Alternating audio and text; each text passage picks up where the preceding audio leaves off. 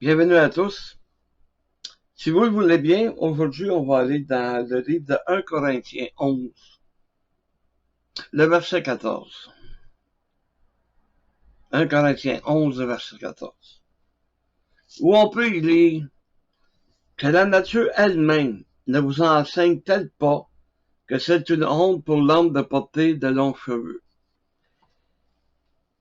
Je veux pas parler de la longueur des cheveux. Je vais plutôt prendre une portion de ce verset. C'est-à-dire que la nature elle-même nous enseigne. Et souvent, à travers la parole de Dieu, lorsqu'on en fait la lecture, vous allez voir que Dieu va servir de toutes sortes de choses. Toutes sortes de choses pour nous faire comprendre, pour nous aider à réaliser certaines choses.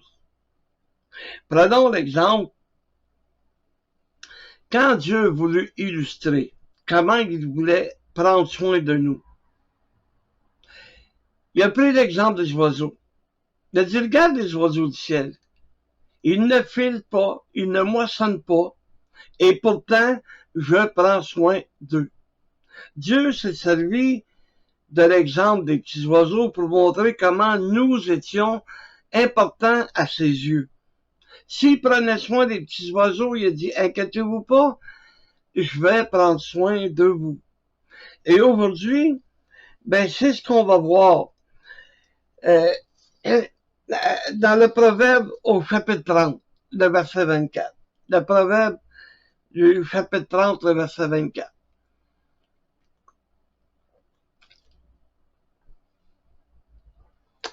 Qui nous dit qu'il y a sur la terre 4 animaux petits et pourtant des plus sages.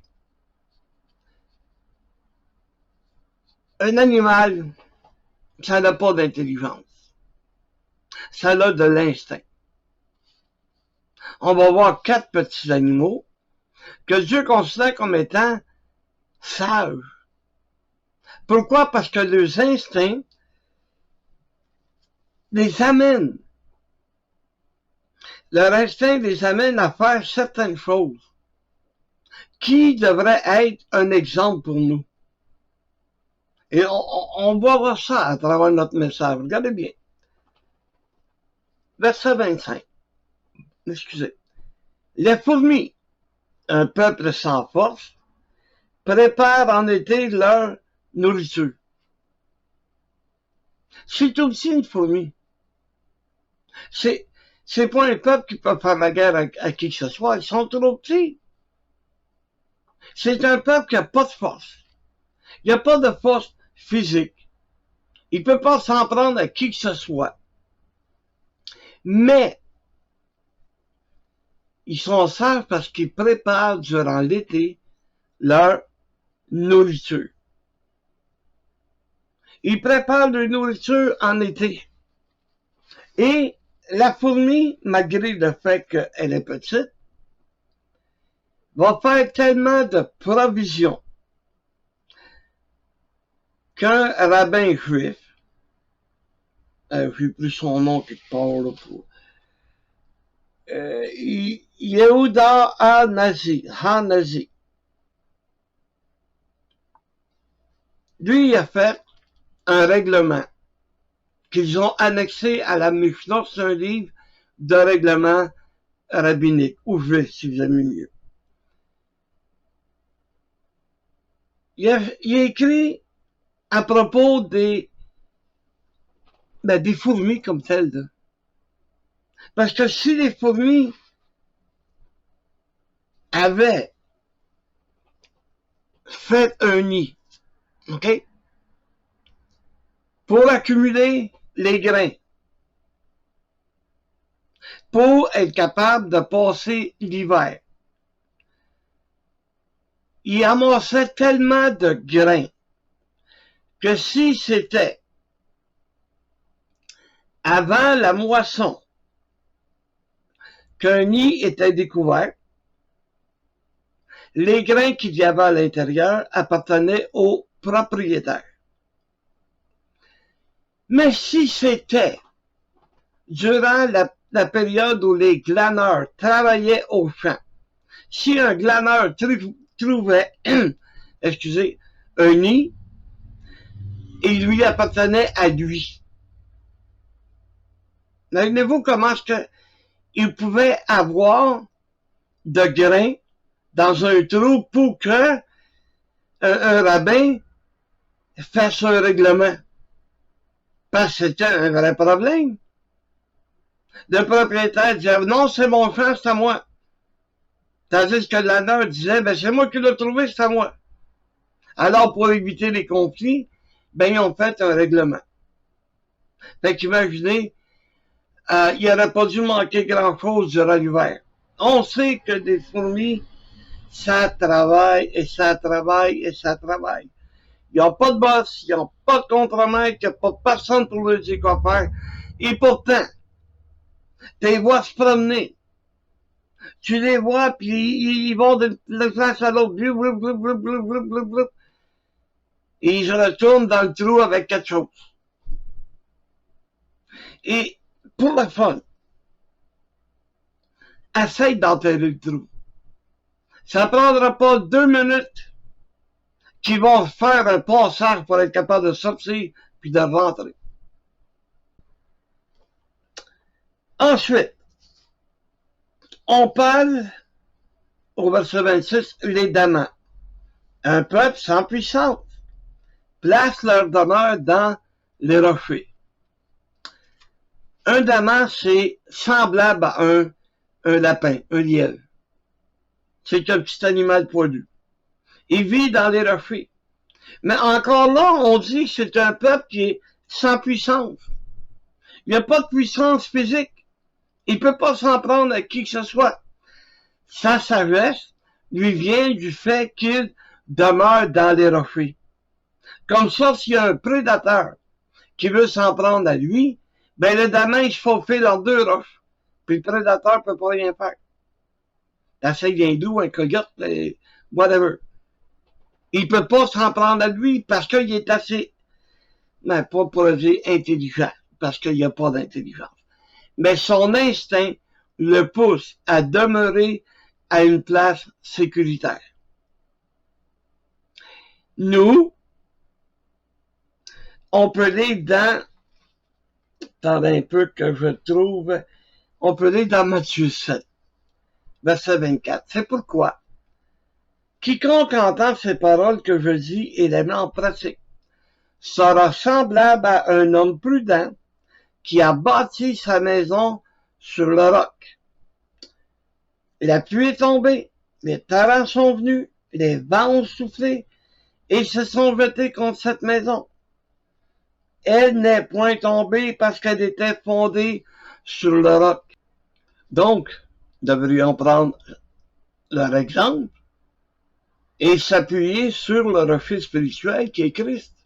Bâtir notre maison sur le roc solide, c'est-à-dire sur l'enseignement du Seigneur Jésus. C'est comme ça que notre maison va résister quand le diable amènera des vents violents. Lorsque le diable voudra s'en prendre à nous, ben, si nous sommes bien appuyés, comme une maison appuyée sur le Seigneur Jésus, c'est-à-dire, comme je viens de le dire, sur son enseignement, la pluie pourra venir, les vents pourront venir, ils pourront essayer de détruire, mais ils ne réussiront pas. Pourquoi? Parce que nous allons être bâtis sur le roc solide. C'est ça, la sagesse des damans. Ensuite de ça, ceux qu'on va parler, c'est la sauterelle. Bon. Quand on parle d'une sauterelle qui vit dans ces pays-là, on parle pas des petites sauterelles que nous, on a ici. Les 1 pouce, 1 pouce et quart. C'est pas ces petites sauterelles-là. On parle de sauterelles qui sont grandes, qui sont larges, qui sont grosses. On parle de sauterelles qui pouvaient servir de nourriture, qui pouvaient servir quand l'homme était dans le désert et qu'il n'avait plus rien à manger, ben, il pouvait prendre des sauterelles qu'il trouvait puis les manger. Je sais que c'est dégoûtant, mais ça permettait à l'homme de survivre jusqu'à une prochaine étape, où il y aurait un oasis, où il y aurait un petit village, une tente, peu importe. Mais la sauterelle, c'était la terreur des fermiers. Les fermiers avaient peur des sauterelles. Je parle pas de 3-4 sauterelles qu'il y avait dans le jardin. Je te parle de sauterelles qui se déplacent avec le vent pour trouver leur nourriture. On parle de millions de sauterelles. Regardez bien. Il y en avait tellement qui étaient tellement nombreuses que lorsque ils arrivaient au-dessus de toi, ben le soleil, tu le voyais plus. Parce qu'il y avait trop de sauterelles. Ils cachaient le soleil complètement. Pour te donner une idée, pour les vieux comme moi, on parle d'un nuage qui peut atteindre de 7 à 10 000 de long par 3 à 4 000 de large. Et pour les plus jeunes, on parle donc de 4 à 6 km par 1,8 à 2,4 km. Alors imagine le paquet de sauterelles qui arrive au-dessus de toi comme un nuage, que tu vois même plus le soleil. Et en groupe, ils sont indestructibles. Les fermiers, à l'époque, ont essayé par tous les moyens de combattre les sauterelles. Ils ont fait des feux juste où il y avait 2 champs. Ben, croyez-le ou non, les sauterelles, il y en a un groupe qui se garochait dans le feu pour l'éteindre. Ils sacrifiaient leur vie pour le bien de l'ensemble. Hey, il faut le faire. Se suicider pour le bien de la communauté. Quel bel exemple pour nous. Être prêt à donner notre vie pour nos frères, pour nos sœurs.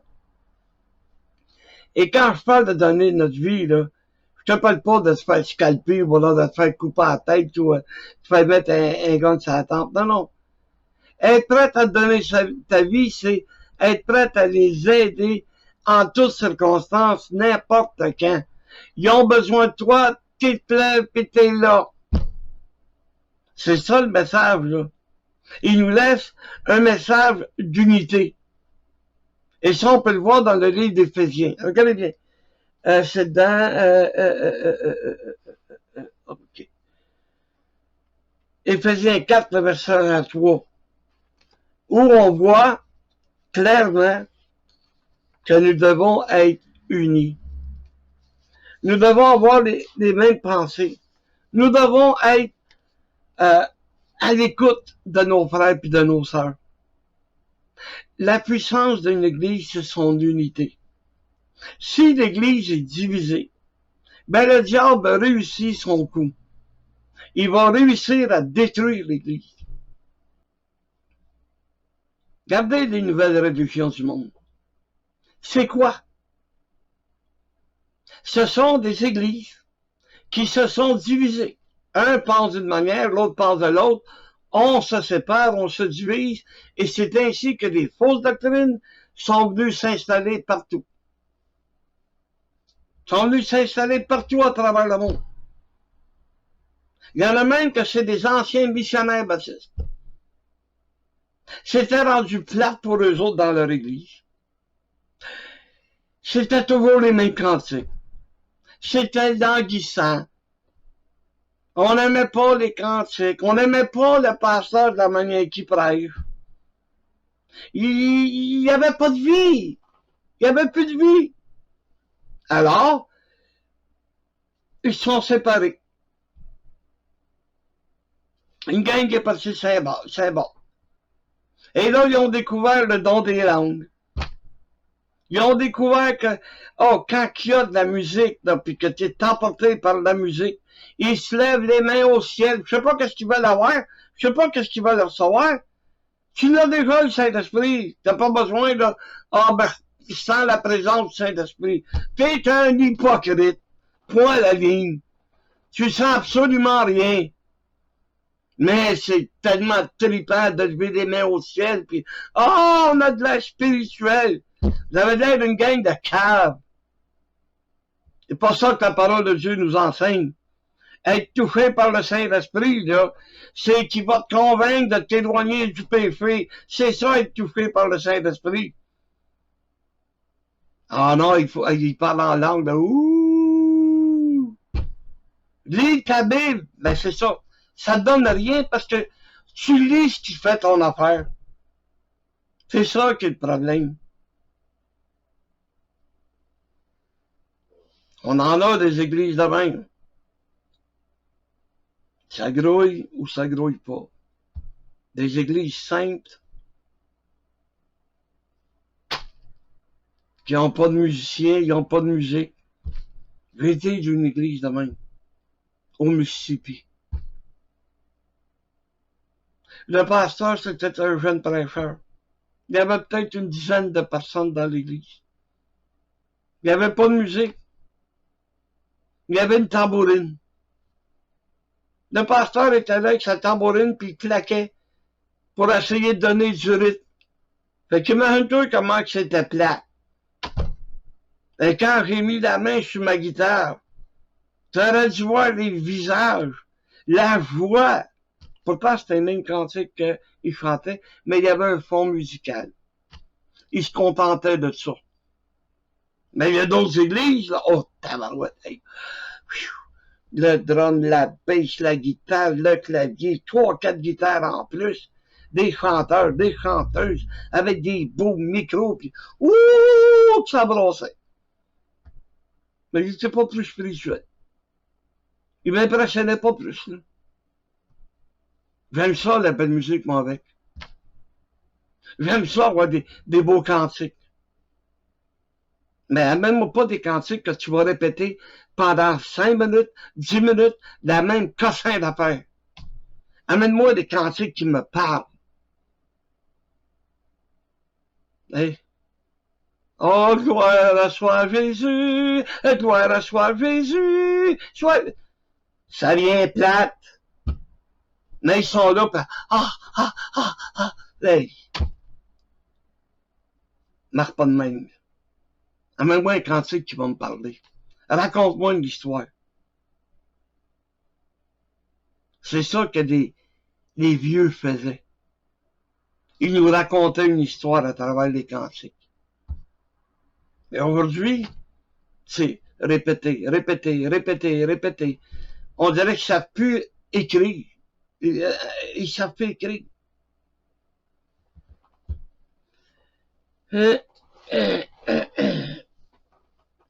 Donc, la plus grande force, c'est l'unité. Peu importe de qu'est-ce qui va arriver, peu importe de qu'est-ce que le diable va faire, nous restons unis. Ah, c'est vrai. On en a un cantique qui est plat, qui raconte cette histoire. Tous unis sous la bannière, qui ne recule jamais. Mais c'est des cantiques plats. Mais il me parle, par exemple. Il me dit comment je devrais me comporter, comment je devrais être. Comment je devrais être en unité avec mes frères et mes sœurs. Être unis. Tous unis sous la bannière. C'est le milieu de le drapeau. Une bannière, c'est ça le drapeau. C'est un drapeau avec les fusils, puis c'est le même qu'on devrait être. Tous unis sous la bannière du Seigneur. Amen. Bon.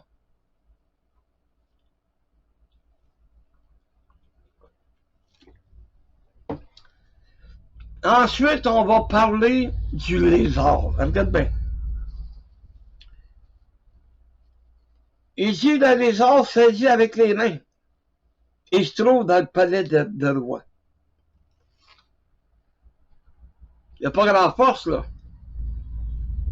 n'est pas si intelligent que ça, là. On peut le saisir avec les mains. Pourquoi? Le lézard avait un front de bœuf. Parce que lui, là, il cherche sa nourriture. Il est sur les maisons, qui étaient en pierre, en plâtre. Il était là, puis il cherchait les insectes, les bébites. Il y avait tellement un front de bœuf que des portes, à cette époque-là, c'était des rideaux. OK, là, on est en Israël, dans les temps de Jésus. Ben, il était devant la porte, puis il rentrait en dedans. Hey, c'était dérangeant, là, tu étais en train de souper, puis t'as les arbres qui te montent une chambre, ça doit être dérangeant pour une femme. Bon, là, il saute sa table. T'sais, il y avait ce qu'on appelle un front de bœuf. Lui, il cherchait sa nourriture. Il se foutait du monde alentour. Il se foutait qu'il soit riche, qu'il soit pauvre. Lui, s'il y avait un insecte quelque part, ben, il essayait de le pogner, puis il le mangeait. Mais c'est répugnant, les autres, c'est laid. Et il y en a, là, bon, ben, ils vont adopter une iguane, puis c'est laid, c'est pas beau, mais ça fait partie de la vie aujourd'hui. Tout ce qui est laid devient beau. Non, non. Si quelque chose est laide, elle va demeurer laide. OK? Mais aujourd'hui, oh, il en fait pitié, mais il est tellement beau. Non, il est laid. Bon. Mais le lézard, là, il est de même, il est répugnant. Il n'a pas une belle apparence. Ça peut pas plaisir à personne de rentrer ça dans la maison. Il y en a qui font un animal de compagnie, ben, c'est le problème. Mais tu sais, un jour, nous autres ici, là, pour eux autres, on est répugnants. Pour eux autres, là, ils veulent rien savoir. Ah non, non, ils veulent rien savoir de nous autres. Hey, on est répugnants, ils nous repoussent, ils nous rejettent. Comme si on avait l'apparence d'un lézard. OK? Ils n'aiment pas être vus en notre compagnie. On est répugnants pour eux autres. Mais un jour, on va être dans la maison du roi des rois. Oui. Nous allons être en présence de Jésus pour l'éternité. Comme un lézard, il faut garder notre front bœuf. Bien? Être ferme. Il y a des récompenses. Tu sais, le lézard, il court après son insecte, mais nous autres, on court après les couronnes que Dieu nous promet. C'est ça qu'on fait. Parce que ce sont des promesses que Dieu nous a faites. Même si des gens nous rejettent. Tu sais, regarde dans le livre d'Ésaïe, quand il parle de Jésus, il n'y avait ni beauté pour attirer nos regards. Il avait l'air d'un lézard. OK, vous allez me dire, il ne ressemble pas à un lézard. Pensez 2 secondes, là, c'est une image. Il a été rejeté comme si c'était un lézard. Il avait ni beauté pour attirer les regards. Fait que peu importe que tu sois beau, que tu sois laid. Si t'es laid, ben, rends gloire à Dieu. Si t'es pas beau, rends gloire à Dieu. Si t'es répugnant, rends gloire à Dieu. Si le monde te rejette, rends gloire à Dieu. Parce qu'un jour, ils vont voir que, wow, tu veux le lézard à Meunier, il est là-bas, là. Oui, il est dans le ciel, avec Dieu pour l'éternité. Il est assis à la table avec Jésus. C'est ça le lézard meunier. Sois heureux d'être rejeté. Pas drôle, là, c'est être rejeté, être persécuté. C'est pas drôle, là. C'est dur à vivre. Il n'y a pas personne, il n'y a pas personne qui aime ça être détesté.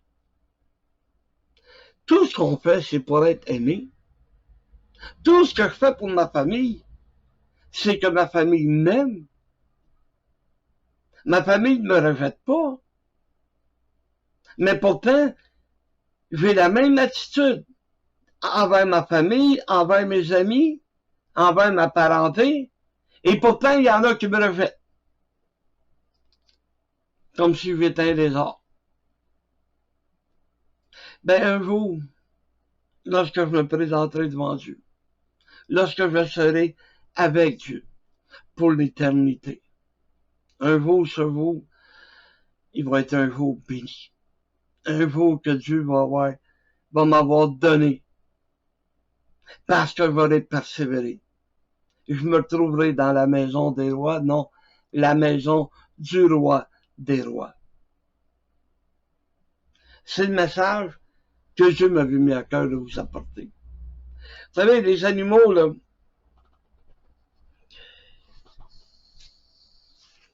ils n'ont pas d'intelligence. C'est de l'instinct. Dieu leur a donné un instinct pour que ces animaux-là survivent. Pour que ces animaux-là nous donnent un exemple. Oh, excusez-moi. Vous savez, il va falloir qu'on soit comme la fourmi. On va préparer notre éternité. On va avoir toutes les récompenses. Je les veux toutes. Comme la fourmi. Si quelqu'un bouche le trou, ben, m'a travaillé pour le réouvrir. Pour avoir accès à Dieu. Parce que c'est ça que le diable voudrait. Qu'on se sente enterré. Puis qu'on dit, ben, il n'y a rien à faire. Pas vrai, on se met ensemble, on creuse le tunnel, on sort de là, puis on va rentrer encore. Avec des bénédictions que Dieu va nous avoir données. Si on est comme le daman, ben, on va être un animal que son instinct va pousser à rester dans les rochers. Parce que c'est dans les rochers qu'il y a la sécurité. Comme nous, on est sécure. Pourquoi? Parce que notre maison est bâtie sur le roc solide. Et comme la sauterelle, on n'a pas de force, mais ensemble, on va détruire la rage du diable. On va détruire ce que le diable essaye de faire contre nous. En adoptant l'unité. Par l'instinct, on est prêt à donner notre vie pour notre frère et notre soeur. Ça, c'est l'instinct de la sauterelle. Mais nous, c'est la compassion que Dieu a rempli nos cœurs de compassion pour être capable de s'occuper de nos frères et de nos sœurs. Et on finit avec le lézard. Il n'y a pas d'apparence royale. Mais pourtant, Jésus dit que on va hériter avec lui. Nous sommes des princes héritiers. Et nous allons hériter de la vie éternelle. Nous allons être avec le Seigneur Jésus pour l'éternité. Donc, c'est ça le message que Dieu m'avait donné pour vous et pour moi. Parce que moi aussi, comme vous, j'ai besoin d'encouragement, j'ai besoin que Dieu me vienne en aide, excusez-moi, en tout temps. Que Dieu nous bénisse. Amen.